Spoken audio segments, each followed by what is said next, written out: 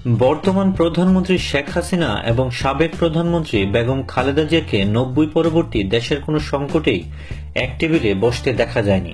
তবে খালেদা জিয়ার প্রয়াত ছোট ছেলে আরাফাত রহমান কোকোর বিয়ের অনুষ্ঠানে এই দুই নেত্রীর দেখা হয়েছিল। এরপর স্বৈরাচার বিরোধী দীর্ঘ আন্দোলনে 1990 সালের 6 ডিসেম্বর তৎকালীন সেনা শাসক হুসেইন মোহাম্মদ এরশাদের পতনের পর দুই নেত্রী এক সোফায় বসেছিলেন, যেখানে তাদেরকে বেশ হাস্যোজ্জ্বলভাবে কথা বলতে দেখা যায়। ঘটনাটি তখন বেশ আলোড়ন সৃষ্টি করে দেশের রাজনৈতিক অঙ্গনে। এরপর বেগম খালেদা জিয়ার ছোট ছেলে কোকোর মৃত্যুতে ফের তাদের দুজনের দেখা হওয়ার সম্ভাবনা সৃষ্টি হয়েছিল, কিন্তু শেষ পর্যন্ত তা হয়ে ওঠেনি।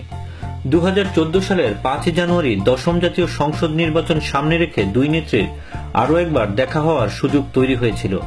সে সময় রাজনৈতিক উত্তেজনার মধ্যে 2013 সালের 23 নভেম্বর সন্ধ্যায় আলোচনার জন্য তৎকালীন বিরোধী দলীয় নেতা ও বিএনপির চেয়ারপারসন খালেদা জিয়াকে গণভবনে আমন্ত্রণ জানিয়ে ফোন করেছিলেন প্রধানমন্ত্রী শেখ হাসিনা।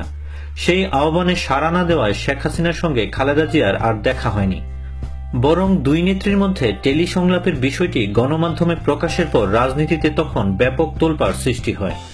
এরপর খালেদা জিয়ার ছোট ছেলে কোকোর মৃত্যুতে 2015 সালের 25 জানুয়ারি রাত 8:30টার দিকে প্রধানমন্ত্রী গুলশানে খালেদা জিয়ার রাজনৈতিক কার্যালয়ের সামনে যান। প্রধানমন্ত্রী শেখ হাসিনা গাড়ি থেকে নেমে কার্যালয়ের সামনে কয়েক মিনিট অপেক্ষা করে ফিরে যান। পরে এ নিয়ে আওয়ামী লীগ ও বিএনপির মধ্যে চলে পাল্টাপাল্টি বাকযুদ্ধ। প্রধানমন্ত্রী এলেও দরজা না খোলা রাজনৈতিক শিষ্টাচার নয় বলে মন্তব্য করেছিলেন প্রধানমন্ত্রীর তথ্য উপদেষ্টা ইকবাল সোবহান চৌধুরী। তিনি ওই সময় বলেন, এখানে কোনো রাজনীতি ছিল না, বিষয়টি ছিল সম্পূর্ণ মানবিক। প্রধানমন্ত্রী খালেদা জিয়ার কার্যালয়ের সামনে কয়েক মিনিট দাঁড়িয়ে থাকলেও বিএনপির পক্ষ থেকে কোনো নেতা অভ্যর্থনাও জানাননি বলে দাবি করেছিলেন ইকবাল সোবহান।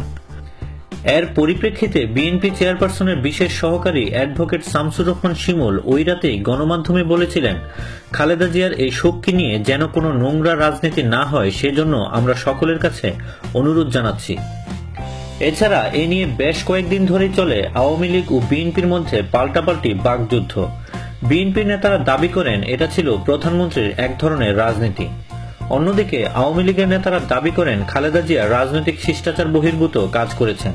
অবশ্য এর আগে 1997 সালে তৎকালীন বিরোধী দলীয় নেত্রী বেগম খালেদা জিয়ার ছোট ছেলে আরাফাত রহমান কোকোর বিয়ের শুভ মুহূর্তে খালেদা জিয়ার বাসায় গিয়েছিলেন তৎকালীন প্রধানমন্ত্রী শেখ হাসিনা।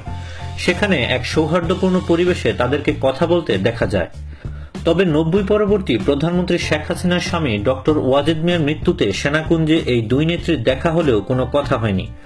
1990 সালের 6 ডিসেম্বর তৎকালীন সেনা শাসক হুসেইন মোহাম্মদ এরশাদের পতনের পর দুই নেত্রী এক সোফায় বসেছিলেন। দেশ বিদেশের নিত্য নতুন খবরাখবর জানতে সাবস্ক্রাইব করে আমাদের সঙ্গেই থাকুন।